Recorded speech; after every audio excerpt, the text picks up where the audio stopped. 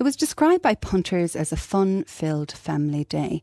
About 400 people gathered to watch an official burnout competition in the WA town of Kalgoorlie, but there was something unusual. A car with the swastika and military-style helmets was on display and no one seemed to notice. But as Isabel Musali reports, Australia's peak Jewish anti-hate group has called the display a slap in the face to Holocaust survivors and Australian diggers.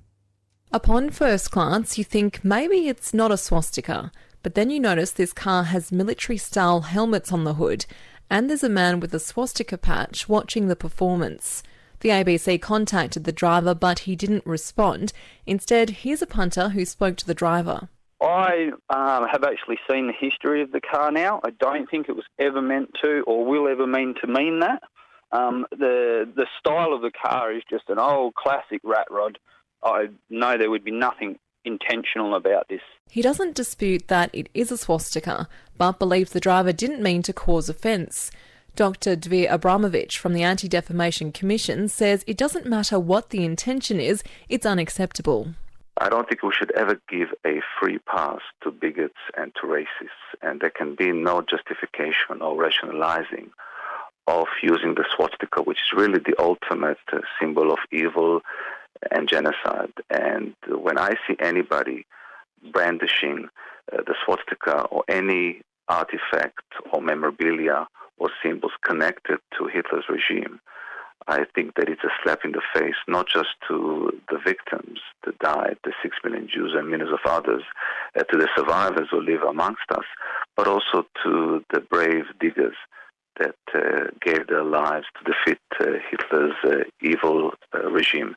So I think we need to be very, very vigilant and very strong in responding to those kinds of expressions of hatred. Last year, a report on anti-Semitism in Australia found a 60% rise in incidents, ranging from targeted assault to anti-Semitic graffiti. We've had some reports that in regional Australia there are efforts to recruit people to white pride clubs or organizations. But I think this is a trend which is tracking across the board. It's not confined to a single municipality or to a single town. The virus of anti-Semitism, white supremacism and neo-Nazism is infecting every segment of our community. So what's some of your ideas on how this needs to be countered? I think the first thing we need to do is to name the hatred. I think we can't put on the blinders. Inaction and inactivity are not an option. So I think it's very important that whenever we have any manifestation or expression of bigotry, we need our elected representatives, state and federal, coming out, denouncing and condemning this kind of intolerance. The second plank should be education. Kalgoorlie Boulder Mayor John Bowler has condemned the behaviour. In a statement, he said it's very disappointing. Quote, "These are people who obviously have no idea, no respect for history and their parents and grandparents who fought against that symbol. This handful of people is in no way representative of the 99.9% of our community."